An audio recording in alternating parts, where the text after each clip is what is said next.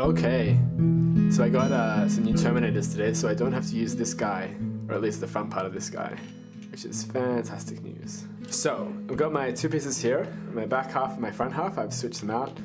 What I'm going to do is just show you how to make some cuts so that you can get the desired effect. And what we're going for is something like that we see there.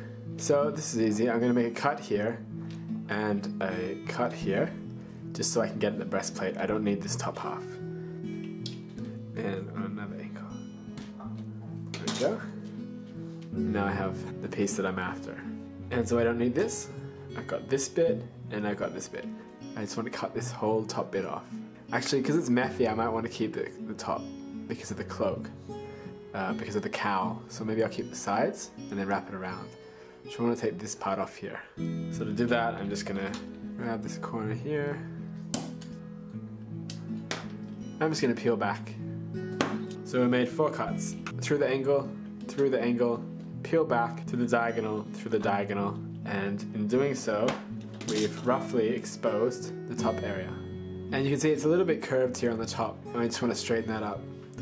So I'm just going to run my blade along the inside of it. Then I'm just going to grab my my file, hard grain sandpaper, and just have a little bit of a rub.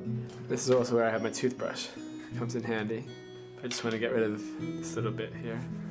So now we've got that sort of thing going on, and we can build this up into the cowl.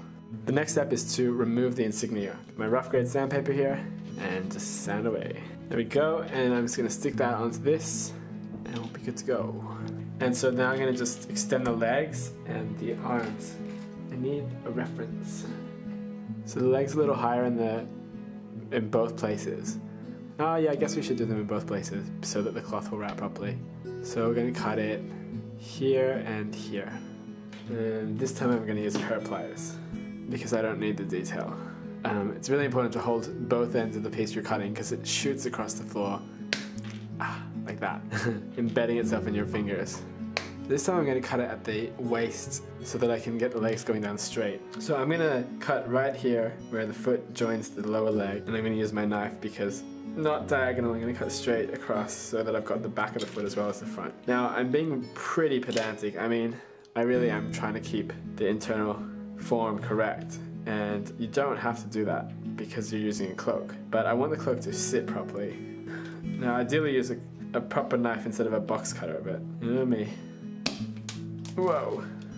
That's why I hold both ends. There we go, so we got some feet, some legs, some shinny. You know what, I'm gonna get rid of these shinny bits. Don't need them, that's being a little ridiculous. What I do need is this knee, and this torso. Now, that looks like a total mess, I know, but I don't need it to be straight. Given that, I want to have the feet pointing down, I need to choose the points where I'm going to drill. Just mark it with my blade so that the drill has something to catch on, and then drill. Just clean out the holes. One thing I do is I get my little round file and I just rub it in there for a second, just to widen the hole. 4 more holes to drill. Finally, the arms. So we're going to cut them so that they can hang open. I'm not quite sure if I chose the right shoulder here. I've got to put a thing on top of this, so I might have to really sand this back down. Sand that away. Okay, so a lot of hacking and slacking. A lot of hacking and slashing for naught. I mean, you could just do this with any ball joint, really. There we go, it's a little bit wider now. I've made a bit of a tear in the top. That's like a shoulder pad before, and that's a shoulder pad after. And I could have just dremelled that down, but there's a part of my brain that says, no, use a knife. It'll taste better. I think it's kind of good because it means that I take my time. I do like ridiculous things like cut this down with a knife. But in that time, I'm busy sort of thinking about what I might do, and I guess my imagination's working. So, you know, I go with it. Anyway, that fits over there. Now, I can drill and put this together. Now, you don't need to do this. I mean, you can just use green stuff and position it and let it dry overnight. But I don't know how wide I want him to spread his arms, and I won't know until he's posed, and it's just fun. I like making puppets out of my guys. So now I want to grab my copper wire and start cutting lengths. And then again, cut these in half. Let's start with the torso. And now I'm just going to join the copper wire joints to the different parts of the body and cut them so that they're the right length. Now, for this pose, it might be a little bit overkill to create such a complex armature, but I just want to show you how I do it. It's a good thing most of his body is being hidden by a cloak because I have hacked this to crap. Just comparing it to Dante, that looks about right. Just looking where the chest is, where the pelvis is, and where the knees are. They all match, so that's great.